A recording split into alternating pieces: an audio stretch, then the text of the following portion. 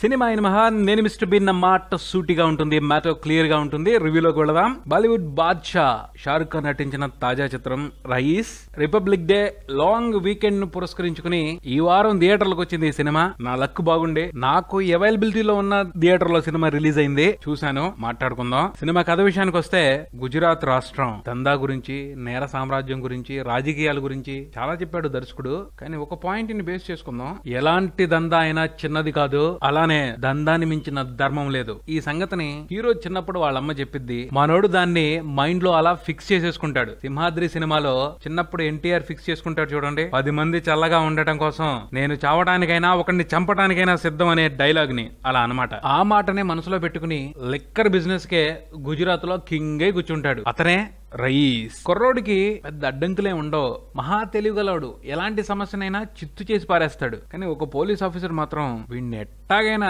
తుంచేయాలని నానా కష్టాలు పడతా ఉంటాడు. ఆ పోలీస్ ఆఫీసర్ కి పెద్ద అవకాశం ఏం చిక్కదు. అంటే రయీస్ ఇవ్వడు. సినిమా ఎండింగ్ వరకు కూడాను మొత్తంగా చెప్పుకోవాలి అంటే ఓ సూపర్ సక్సెస్ఫుల్ గ్యాంగ్స్టర్ కదా ఈ రయీస్. విశ్లేషణ విషయానికి వస్తే 1980s 90s లో గుజరాత్ రాష్ట్రంలో రయీస్ అనే రౌడీ షీటర్ గ్యాంగ్స్టర్ ఎలా ఎదిగాడు, కొన్ని ప్రాంతాల మీద, కొన్ని వ్యాపారాల మీద తన ఆధిపత్యాన్ని ఎలా ప్రదర్శించాడు అన్నది బేసిక్ గా ఈ సినిమా కథ నడుస్తుంది. రయీస్ నేర సామ్రాజ్యం వైపు ఎలా ఆకర్షించబడ్డాడు, ఎలా అందులో ఎదిగాడు, ఎలా ఓ పీక్ వెళ్ళాడు, ఇలాంటి విషయాల్ని చాలా బాగా చెప్పారు. ముఖ్యంగా రయీస్ చిన్నప్పటి ఎపిసోడ్స్ అన్ని కూడా చాలా బాగున్నాయి, మంచి ఇంప్రెషన్ తీసుకుంటాయి. అలానే యవ్వనంలోకి వచ్చాక ఉడుకు రక్తంతో ఉద్రేకపడటం, ఆ పైన తన తెలివితేటలతో దందాన్ని కంప్లీట్ గా తన కంట్రోల్లోకి తెచ్చుకోవటం, ఈ సన్నివేశాలన్నీ కూడా భలే ఉంటాయి. కంప్లీట్ ఫస్ట్ హాఫ్ అంతా కూడా ఎంటర్టైనింగ్ గాను, నీట్ గాను, ఎంజాయ్ చేసేట్టు ఉంటది. ఫస్ట్ హాఫ్ కంప్లీట్ అయ్యేప్పటికి మనకు ఐడియా వచ్చేస్తుంది, ఈ రయీస్ ఎవరికి కొరుకుడు పడని వ్యక్తి, వీడిని అంత తొందరగా కంట్రోల్ చేయడం ఎవరి వల్ల కాదు. ఆ పైన సెకండ్ హాఫ్ లో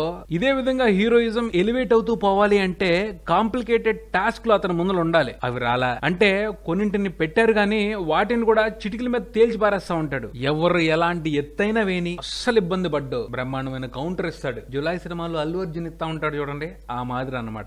ఎక్కడ తగ్గడో ఇంచు కూడా డౌన్ అవడు. చివరికి క్లైమాక్స్ లో కూడా తనకు తానుగా కావాలని లొంగిపోతాడే గాని పోలీసులు గాని మిగతా వాళ్ళు గాని ఏం పీకలేకపోతారు. అది కదా అంత సూపర్ సక్సెస్ఫుల్ గ్యాంగ్స్టర్ అన్నమాట. 100% స్ట్రైక్ రేట్. వ్యవహారంలోకి దిగాడు అంటే అపజయమే లేదు. ఫ్లేవర్ గా చూసుకుంటే కమల్ హాసన్ నాయకుడు మన ఛత్రపతి మాదిరి అనిపించింది. కానీ ఆ సినిమాల్లో ఉన్నటువంటి ఇంటెన్షన్, మంచి మంచి సన్నివేశాలు ఈ సినిమాలో చాలా తక్కువగా ఉన్నాయని చెప్పుకోవాలి. ఏ మాటకు ఆ మాటే. ఫస్ట్ హాఫ్ ని చాలా నీట్ గా డిజైన్ చేశారు, సెకండ్ హాఫ్ ని ఇంకా బాగా డిజైన్ చేయాల్సింది. ఇంటర్వెల్ అయిన దగ్గర నుంచి నెమ్మదిగా డౌన్ అవుతూ క్లైమాక్స్ కి వచ్చేప్పటికి కంప్లీట్ గా పడిపోయింది సినిమా. ఇంకా చెప్పుకోవాలి అంటే షారుఖ్ రయీస్ గా మెప్పించడానికి బ్రహ్మాండంగా కృషి చేశాడు, నచ్చుతాడు కూడాను. రెగ్యులర్ గా అనిపించడు, కొత్త షారుఖ్ ని చూస్తాం. హీరోయిన్ మహీరా ఖాన్ కూడా రిఫ్రెషింగ్ గా అనిపించింది. నవాజుద్దీన్ సిద్దికీ గురించి ప్రత్యేకంగా మాట్లాడుకోవాలి. రయీస్ ని వ్యతిరేకించే పోలీస్ ఆఫీసర్ గా ఎక్సలెంట్ పెర్ఫార్మెన్స్ ఇచ్చారు. పాటలు బాగున్నాయి. టెక్నికల్ గా అన్ని డిపార్ట్మెంట్స్ క్వాలిటీ వర్క్ నే